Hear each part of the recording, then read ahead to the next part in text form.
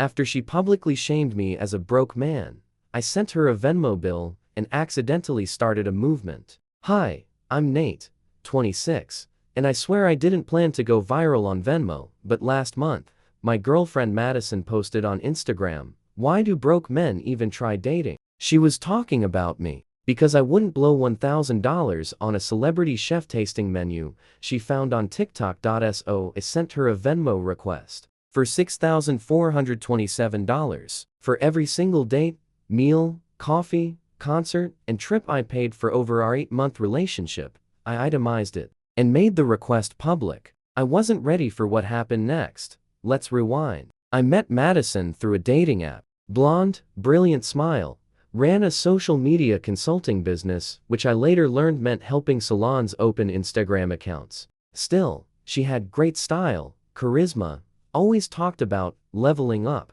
I work IT support, make $72K, nothing wild, but I'm stable. And I was raised to treat my date, and I did. I paid for everything, and I mean everything. Not because she asked it first, but because I wanted to. Dinners, coffee, movies, a weekend in Napa, 2 concerts, a spa day she needed after her hard month. She'd always do that fake purse reach, and I'd say, "I got it," every time. She'd smile, "You're the best," and I believed her. Then came the dinner. She sends me this text, "Babe, you have to take me to Farah. It's opening night. $500 tasting menu, so exclusive." I look it up. Appetizers start at $60. Entrees are $150. The tasting menu is $500 per person, not including drinks. My response, "Babe, I can't really swing that this month. Can we try somewhere else?" She leaves me on read. 3 hours later, get a notification. She posted a selfie with the caption, "Why do broke men even try dating? If you can't afford to treat a woman, stay home and level up first." She didn't tag me. She didn't need to.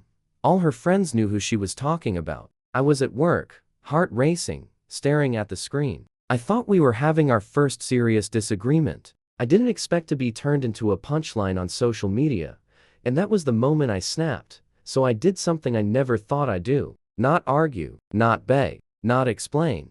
I opened my bank app. I started scrolling back through 8 months of receipts. Every dinner, every Uber, every weekend trip, every "babe I forgot my wallet" latte, all logged in little green numbers next to my name. I screenshotted everything. Then I opened the Notes app. 2 hours. That's how long it took. Total, $6,427.18.no emotion. Just math. Then I opened Venmo. I set the request to public. Wrote in the description, 8 months of dinners, dates, coffee, trips. Since I'm too broke to date properly, here's your half of our relationship expenses. Thanks for the clarity, and I sent it. I didn't expect anything. Just needed her to see it. But then, everyone saw it. The comments started rolling in immediately. "Bro funded a full relationship solo. Respect.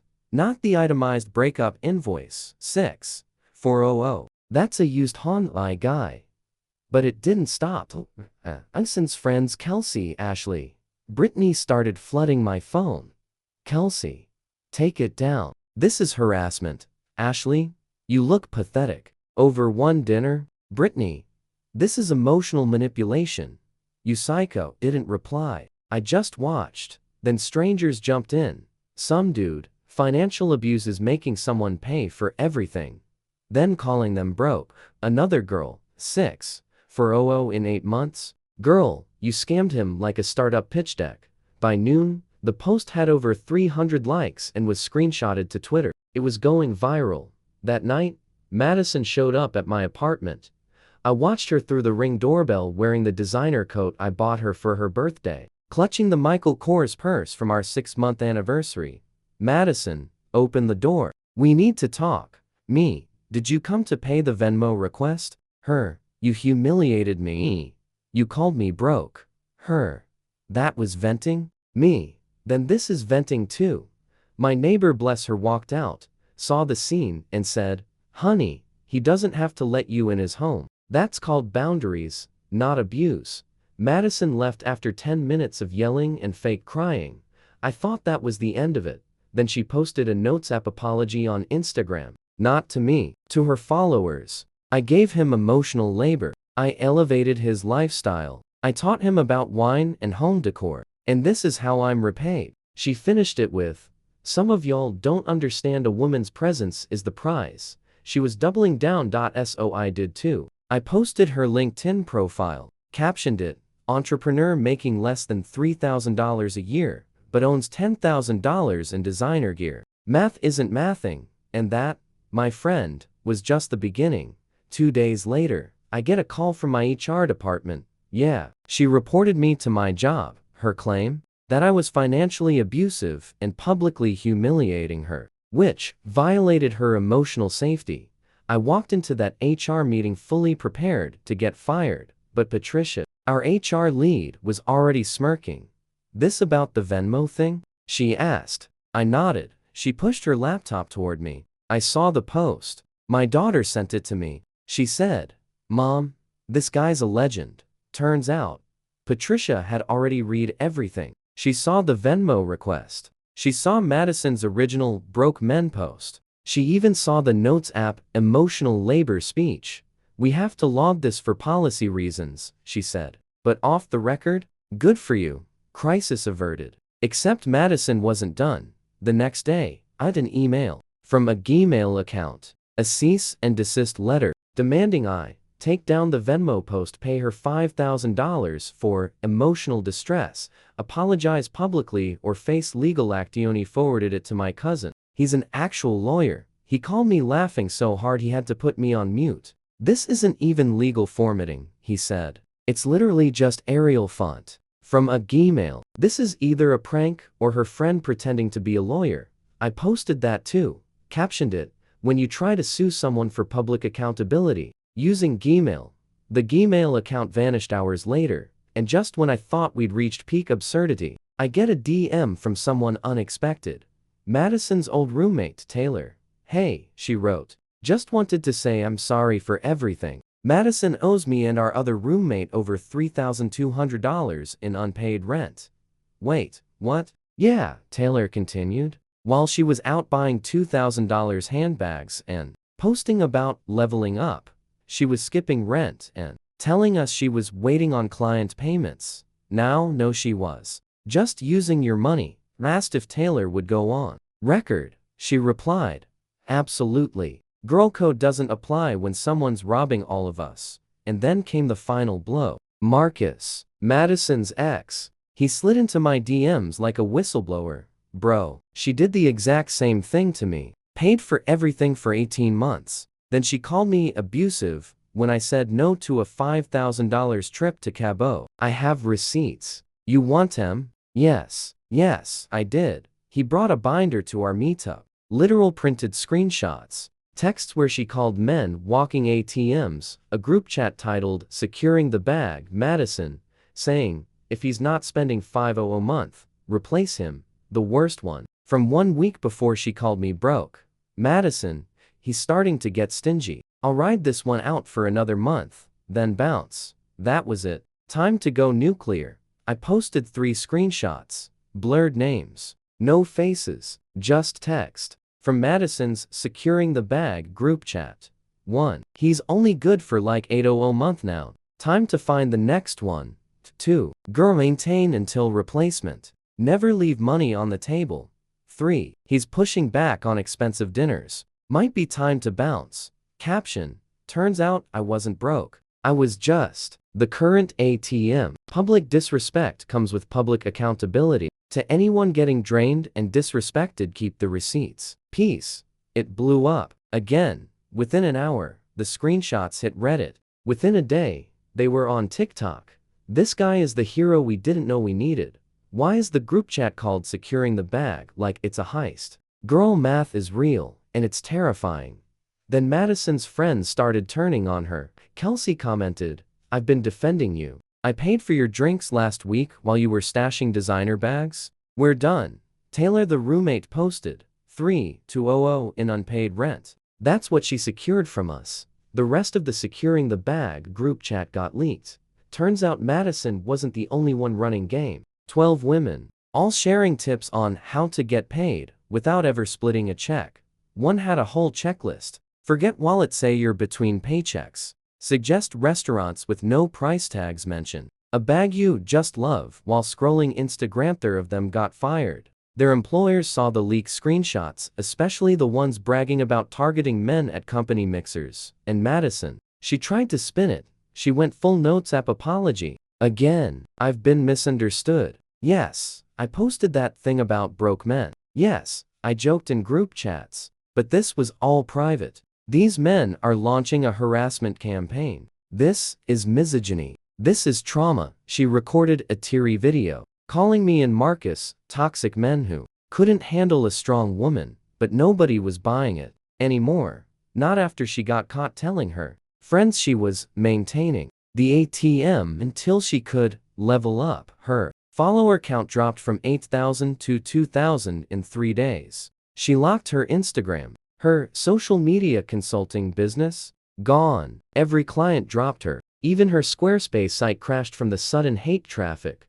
Last I heard from Taylor, Madison moved back in with her parents. She told them she was taking a break from the toxic city energy.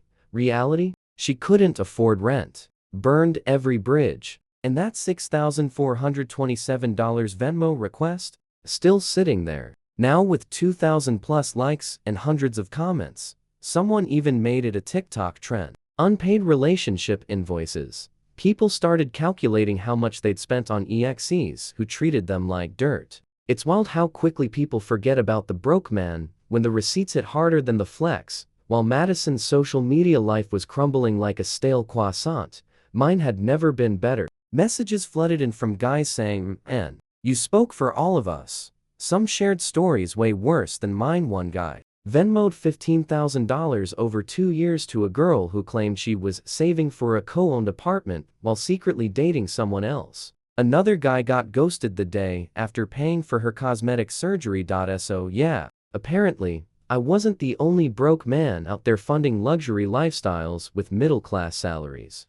My own DMs turned into a weird combo of financial support group and dating app. Some girls reached out just to say, "I split the bill by default." Not all of us are like that. One of them, Eliza, she messaged me, "Saw your story. Wild stuff. Want to grab coffee? I promise I'll bring my own wallet."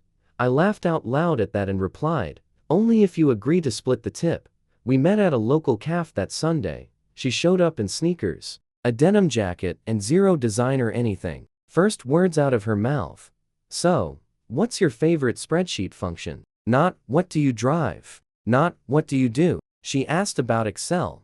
I fell in love a little right there. Our first date, $11. Split evenly. She insisted. Second date, a food truck and a park bench. Third, a museum night that cost $10 each. By our fourth date, I realized something big. I hadn't thought about Madison in days. Meanwhile, Madison was very much still thinking about me. She unblocked me again to send one last message. "I hope you're happy. You destroyed my life over a stupid dinner. I loved you, and you humiliated me. You and Marcus are losers who can't handle strong women. Enjoy your boring, cheap life." I stared at the screen for a full minute, then replied, "I am happy." Eliza just taught me the difference between a pivot table and a parasite. Peace. The Venmo request is still active if you ever want to settle up.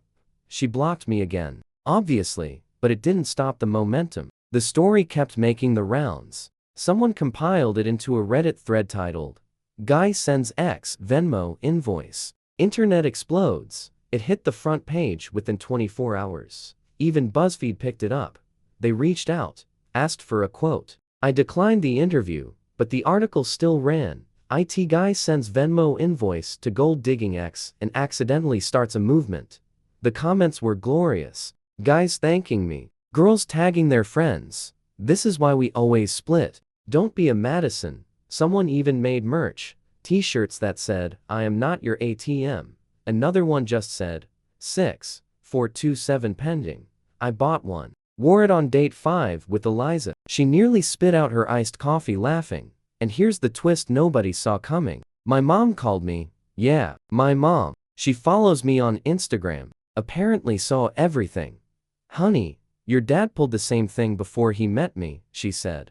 "Good for you. But $6,400 in 8 months? You need to take a budget class, sweetie. Thanks, Mom. And that, right there, was when I knew I'd won. Just the petty war. Not just the viral moment. I had peace. I wasn't funding someone else's ego anymore. I wasn't calculating how many hours of tech support I needed to work to cover some influencer's appetizer. I wasn't worried about looking provider enough to impress someone who brought nothing to the table but complaints. I was living, laughing, dating a woman who thought a spreadsheet was sexy, saving money, sleeping peacefully, and yeah, occasionally checking to see if that $6,427 Venmo request was still pending. Spoiler, it is. Fast forward 2 weeks, and guess what? Madison's Venmo request had become a meme. Someone posted a screenshot of it on TikTok with the caption, "Normalize invoicing emotional scammers." The audio was a dramatic violin loop and a slow zoom on my $6,427 total. The video got 1.4 million views. The comments? Gold. 800 month subscription to Clown University. He didn't go viral, he went itemized. 6,427 is the new red flag benchmark. I didn't post anything new. I just watched the internet slowly dismantle the idea that asking for fairness equals being a jerk. And in the middle of it all, Madison stayed quiet for once. No new posts. No new stories. Her social media went completely dark. Until one last attempt to clear her name. She popped up on a friend's dusty little podcast, one of those female empowerment, but only if you buy my course, types with a shaky voiced, half-crying confessional. Madison quote, "I was emotionally exploited for 8 months. Just because someone pays for dates doesn't mean they own you. I gave him energy, presence, aesthetics. You can't invoice that, girl. Aesthetics?" The podcast had maybe 20 views before someone ripped the audio and uploaded it to Reddit under the thread, "Apparently presence is priceless." And the comments were brutal. If presence is the prize, she owes every barista she's ever ghosted. This girl rebranded freeloading into a lifestyle. Can't believe she called it financial violence. Sis, it's math. It was done. Her final Hail Mary, she rebranded. Changed her handle from @Madisongrace to @MindfulMadison. Started posting healing journey content. Candles, quotes, ocean photos. Caption, "Forgiveness is for you, not them." Protect your peace, queens. I choked on my coffee when I saw it. Meanwhile, in the real world, Eliza and I were thriving. We'd been dating for a month now. It felt easy. No games, no drama. Just two nerds geeking out over breakfast tacos and mutual respect. One night, we were cooking dinner at my place. Well, she was cooking. I was mostly in the way when she paused, turned to me, and said, "You know what I love about you." Naturally, I braced for some meme-worthy line. She smiled. "You're not trying to impress me with your wallet. You just show up." It hit me harder than I expected. Because for 8 months, I had been trying to prove my worth through purchases. Trying to be provider enough. Trying to earn love with receipts. And it hadn't mattered. To Madison, I was a paycheck with a pulse.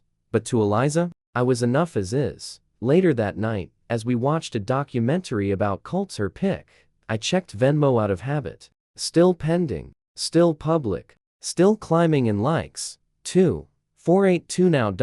It had become something more than me. A symbol. A monument to audacity. And as petty as it sounds, I didn't take it down. Not to keep the drama alive, but to remind myself what happens when you stop pretending manipulation is love. 3 months later, I'm walking into Trader Joe's wearing a hoodie, sunglasses, the whole casual incognito vibe when I hear it. 6,427 guy. I freeze. A stranger with blue hair and oversized glasses jogs up to me, holding a box of mochi. "Sorry," she says, breathless. "Just had to say thanks. Your Venmo post?" It inspired me to dump my boyfriend and invoice him for $2,100. He paid it. I blink. "Seriously?" She nods. "People called me petty, but you made it legit." I added screenshots. My friends helped. He caved in 3 hours. I thanked her awkwardly, bought frozen dumplings, and went home feeling like some kind of financially woke vigilante. With that night, Eliza and I were on the couch, assembling IKEA furniture that had no right to be this complicated. When she looked at me and said, "You know you've started a trend, right?" I shrugged. I didn't try to. I just got tired of being used. She leaned her head on my shoulder. Sometimes that's exactly what people need to see someone stop tolerating it, and that's when the email came in. From BuzzFeed. Again, they were doing a follow-up. A series called Modern Breakups, When Love Costs Too Much. They wanted to interview me and Eliza. Together, Eliza raised an eyebrow. "So, do we do it?" I asked. "Do you want to be known as the girl who dated Venmo guy?" She grinned. "Only if I get a t-shirt." So we did the interview. Spoke honestly about what happened. About money, boundaries, dating expectations. We even joked that the Venmo request should be a feature on Hinge. Split receipts tracker, relationship ROI dashboard. We laughed. A lot. The article dropped 2 weeks later. Title: He sent her a Venmo request after she called him broke. Now, he's redefining dating economics. The story went everywhere. Morning shows, podcasts, even a segment on NPR about the ethics of emotional reimbursement. Was it surreal? Absolutely. Was it satisfying? Way more than I expected. Madison? Still radio silent. Still blocked. Though Taylor sent me a blurry screenshot of Madison's new bio. Soft girl. Healing. No DMs from broke energy. Cool. Meanwhile, Eliza and I had started joking that we should make an app. Splits. Log your dates. Track your spend. Stay conscious, not bitter. We laughed it off. Until someone actually emailed us about building it. Turns out, people really were ready for an app like Splits.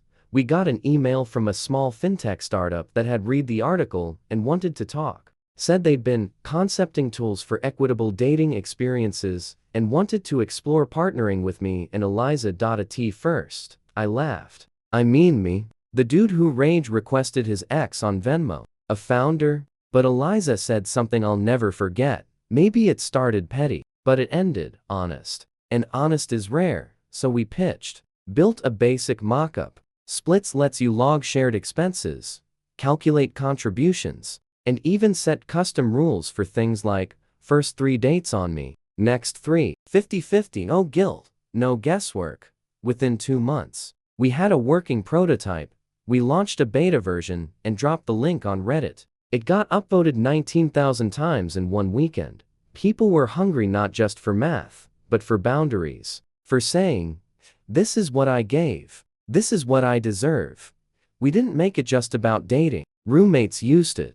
Business partners. Even a couple planning a wedding told us it saved their budget and their relationship. And Madison, she never resurfaced. Except once, Taylor messaged me randomly. Said Madison had moved to Florida, started a Reiki YouTube channel, and was now manifesting abundance with pastel infographics and slow-motion videos of crystals spinning over her forehead.